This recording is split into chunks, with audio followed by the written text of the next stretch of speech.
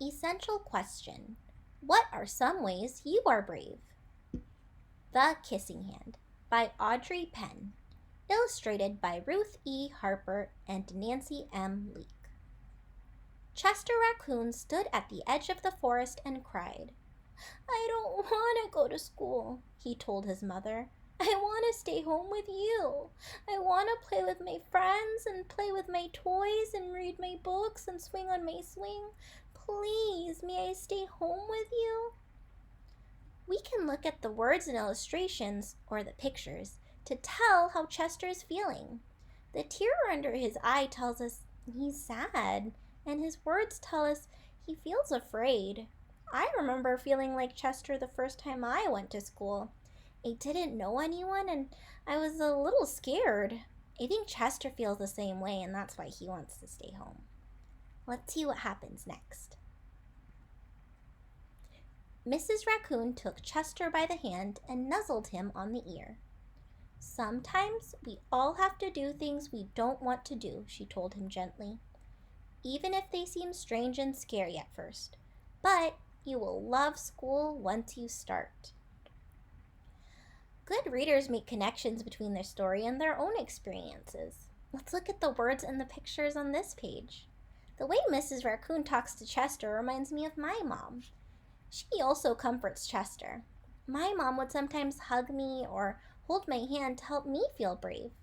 I think Mrs. Raccoon's words and actions will help Chester feel better too. What kinds of things does your mom do to help you feel better? You'll make new friends and play with new toys, read new books and swing on new swings. Besides, she added, I know a wonderful secret that will make your nights at school seem as warm and cozy as your days at home. Look at the illustration on this page. Mrs. Raccoon takes Chester's hand to get his attention before sharing her secret. I can make a connection to a secret that I learned from my cousin about how to make the best brownies. She would sometimes guide my hands while she taught me. I think the kissing hand might be similar.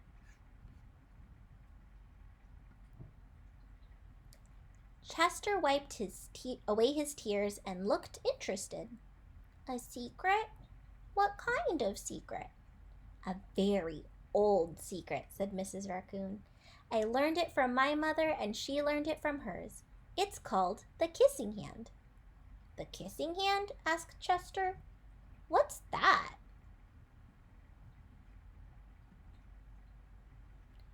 I'll show you. Mrs. Raccoon took Chester's left hand and spread open his tiny fingers into a fan. Leaning forward, she kissed Chester right in the middle of his palm. Chester felt his mother's kiss rush from his hand up his arm and into his heart. Even his silky black mask tingled with a special warmth. That kind of feeling reminds me of when I get a hug. Make sure you're making your connections too. Mrs. Raccoon smiled. Now, she told Chester, whenever you feel lonely and need a little loving from home, just press your hand to your cheek and think, Mommy loves you. Mommy loves you. And that very kiss will jump to your face and fill you with toasty, warm thoughts. She took Chester's hand and carefully wrapped his fingers around the kiss. Now, do be careful not to lose it, she teased him. But don't worry. When you open your hand and wash your food, I promise the kiss will stick. Let's look at the illustration on this page. Mrs. Raccoon gives Chester a hug after showing him the kissing hand. The words and illustration remind me of when I stayed the night away from home the first time. My mom packed my favorite stuffy to hug if I missed home. I was fine until bedtime.